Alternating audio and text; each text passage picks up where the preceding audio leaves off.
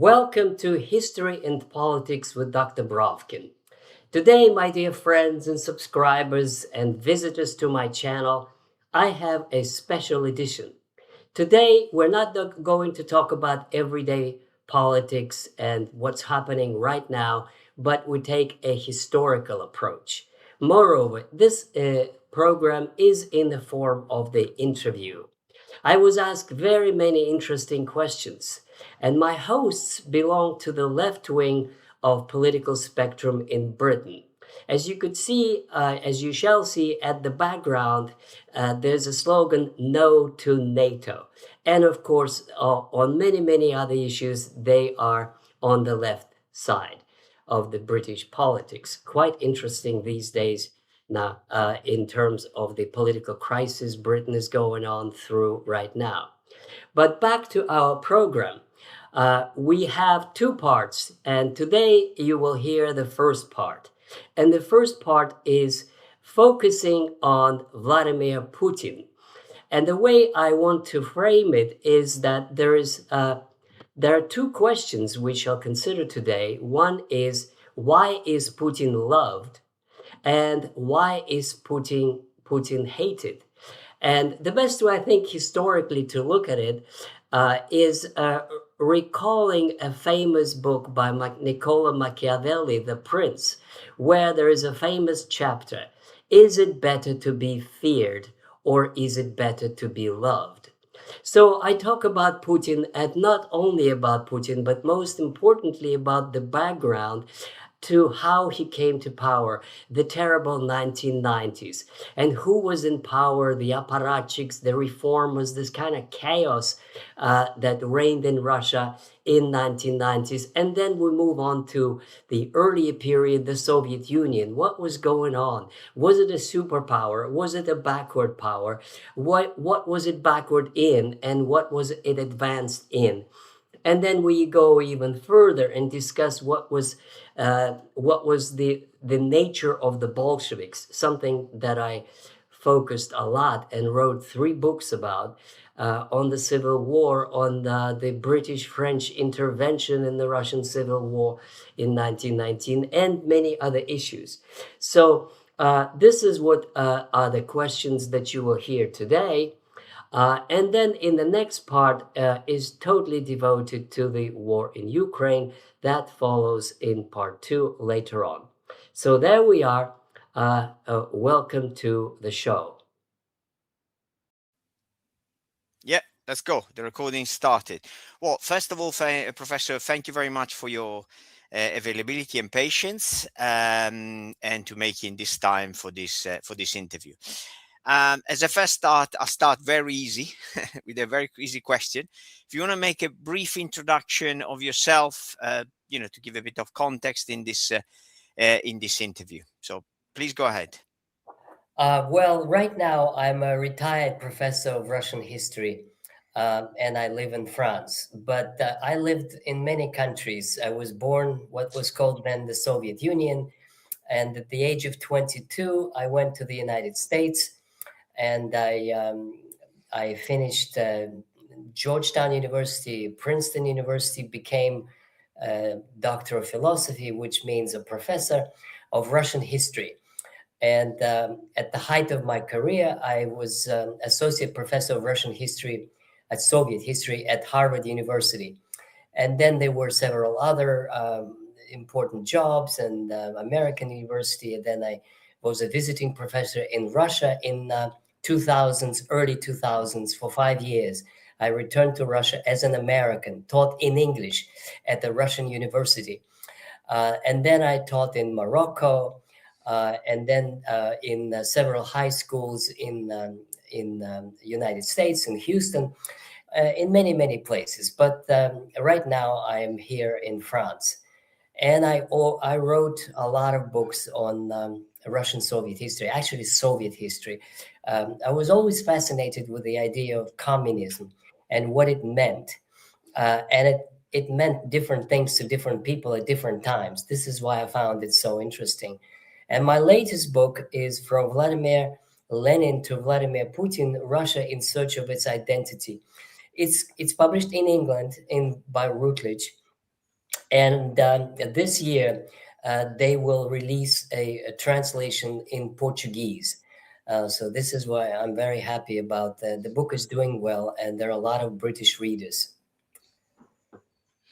Okay, thank you. Now, you certainly are qualified for Russian history. Now, the story is, I like to obviously focus to the very last, I would say 25 to, yeah, 35, 30 years, basically, Yes, since the Berlin Wall fallen, the communist um, uh, the state effectively was crumbling, etc. And then moving on to Putin. This is the very first part of the question, and then we're moving on to now the history that we are taught in the West is, or the main history that we are taught in the West, that communism was incredibly bad, incredibly inefficient, people queuing up for bread and stuff, and obviously there were no kind of positive side. That's number one.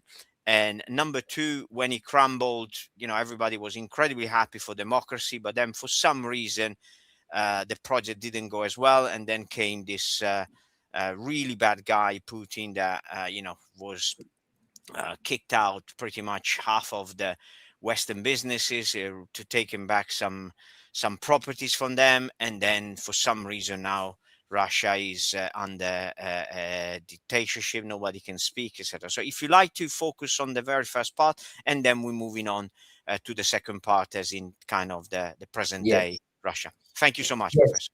Yes, this is a crucial question for understanding contemporary Russia. And the question is, why did the Soviet Union collapse, and what was right and what was wrong with the Soviet Union? This is crucial. So let me very briefly explain the fast as I can. In a way, the answer is in my first book, which is called The Mensheviks After October.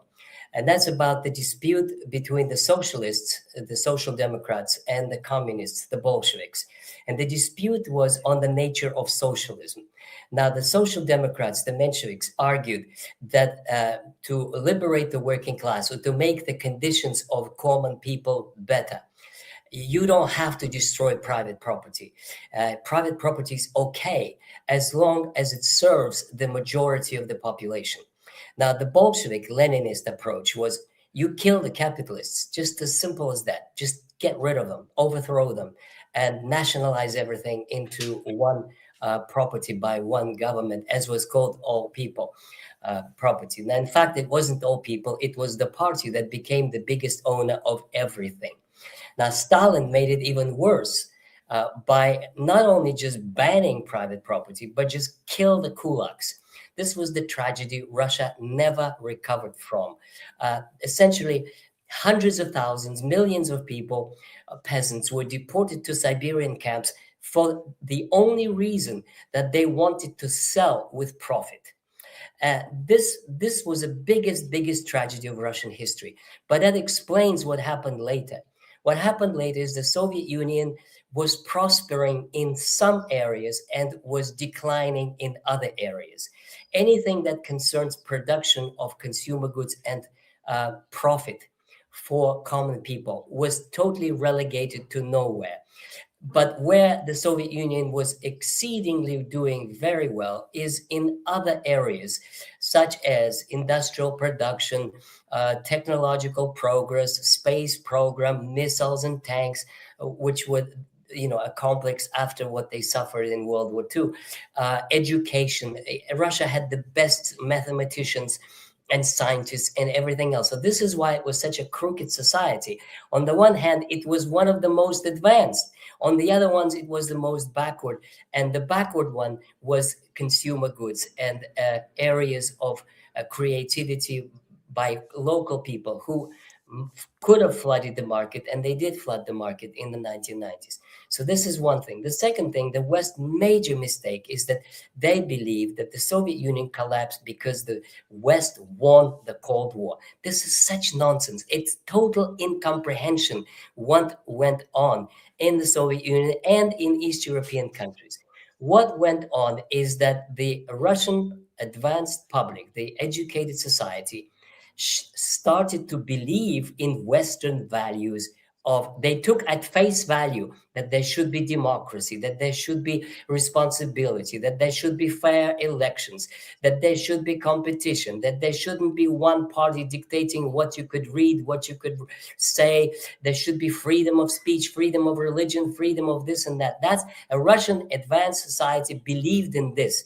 And this is why the communism collapsed. But what I mean by communism, what collapsed is the dictatorship of gerontocracy, old men, Stalinist hacks who were in power for 40 years, Khrushchevs and Brezhnevs and their type.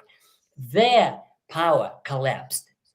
That's what happened. And then the people like Andrei Sakharov and their supporters advanced, meaning we will be now one European home for Russia will be a part of Europe from Lisbon to Vladivostok. This was a historical moment when the West failed to appreciate how much Russia wanted to be a part of Europe. It's a historical mistake because it may cost the end of civilization. It certainly is the conflict that is brewing now between Europe and Russia, between Britain and Russia, is the fault of the West that refused to accept Russia when it was ready to join Europe as an equal partner with the same values of democracy and prosperity for all. Now, and then the second part of your question, things went wrong because what happened in the 1990s is a separate issue. I can talk about it for hours. But in a Let's rough, stick to 5, 10 minutes, Professor. Sorry. okay, Thank you. but what happened in the 1990s that the power belonged to two contradictory inimical forces. On the one hand, in power were those apparatchiks who made money in the underground economy during the Soviet Union. These were all these directors of enterprises and KGB officers and all kinds of, elite of the Communist Party. They accumulated a lot of power, connections, and when property that belonged to the Soviet Union was nobody's, they were the ones who seized it. They were the ones who privatized it into their own hands. This is one part. And the second part was the democratic movement, people like Sakharov and reformers and Democrats and others, intelligentsia. They were the ones who, if we look at the 1990s, were shoved aside one by one. And in the end, you had Yeltsin, who was really a party apparatchik, drunk most of the time, didn't understand what was going on most of the time. He spoke as if he was representing democratic Russia. In fact, he was used by the oligarchs who had been former apparatchiks and who seized power in his place. And they were the ones who were robbing Russia and moving money to the West. I have many, many publications. I spoke in front of US Banking Committee in 1999, describing all these awful things that were happening in Russia with the theft and corruption and privatization and all kinds of other things. I was at Harvard at that time and I was super critical of the way things were going in the 1990s. Okay, thank you, Professor. If I can say something, obviously, I'm not gonna push back on your knowledge of Soviet history, but as far as I know, when the Soviet project was created after the revolution, Soviet Russia was attacked by pretty much all the West. And yes, it's true that there was, what you said, inefficiency and so on, but there was also a part of the West which Lenin would have called the empire, which are the monopolistic, the big businesses. Let's say they still that what they do, they don't buy things. They come there, they make misery for everyone, and then they buy very very cheaply from that one. Don't you think that this was one of the reasons, it still is one of the reasons why people like Putin, people like the current how can I say Russian establishment is so hated, because that's clearly what it is in the West. Please go ahead. Well, the Lenin part, I don't agree with you. I think that uh, there were all these. England and France sent expeditionary force to fight the Bolsheviks, but they were beaten by Ukrainian insurgents in a matter of 2 months in February 1919. Yes, and then Lenin was very smart. He made all kinds of compromises with the Germans against the French, and then with the British against the Germans. So the Soviet foreign policy is a separate issue, and they used very well different sorts of possibilities of trade and investment, and they survived. Even though you're right, on the whole, the entire capitalist world was against Soviet Russia, and they had to fend for themselves. And of course, World War II is the biggest challenge. But about the Putin years, the biggest misunderstanding, of course, is that he's a dictator. That the West, especially hated in England. Um, my answer is very simple. The Western elites hate Russia because they hate Putin, because Putin made Russia great again. That's as simple as that. One sentence explanation. What Putin made is a compromise between the oligarchs and the communists and the Democrats, and he united society without a civil war, which could have happened because there were so many contradictions after the fall of communist power. He basically said to the oligarchs, "You can keep your stolen money, but you stay out of politics." This was a compromise. Uh, he Big one. he he established private property based on law. This is his biggest achievement. Russia is a country based on law. He stopped corruption. There are courts that are functioning. There's a judicial system that is functioning, even though there are limitations now to the freedom of press, but it's remarkably free. Some people say that it's freer than the British one. Nobody is arrested because of their, account, because of what they said in social media. I listen to Russian media all the time, and there's a lot of criticism of Putin and of the system. And the communists are saying incredible things now, almost revolutionary. There is freedom of press in Russia, and there are political parties in Russia, and there is a biggest opposition party, which is the Communist Party, and there are several smaller ones. So to say that Russia is a dictatorship is nonsense. It's just simply not true. Uh, Putin actually is one of the best things that happened to Russia because he put the Humpty Dumpty together again. If you look at any measure whatsoever, and I have it in my book too, any measure, the longevity, the social programs for mothers, the hospitals, the children programs, the education, the welfare, the poverty level, he said, is now below 5%. Uh, the standard of living, the achievements in science and technology, uh, in terms of the military, just about any measure you take, Russia has made enormous progress under President Putin. Now, of course, some people say, well, he should have free elections. And the answer to that is very simple. He is popular. He could win any election anytime. He's got 86% support, and that's genuine support. It's not something made up like under Brezhnev. Um, People criticize his party, the Unity of Russia party. That's true. And they don't like local authorities. And there's still a lot of corruption and theft. People are people, and people do things still. But in terms of his personal popularity, it's amazing, but it's true. It's 85. It goes down sometimes to 70%, but it is genuine, and it is so. I do try to explain why in my book, but I'll tell you one sentence why. It's because he acts like a good czar. He listens to what people are saying, and he's very attentive to what the people are saying and what they want.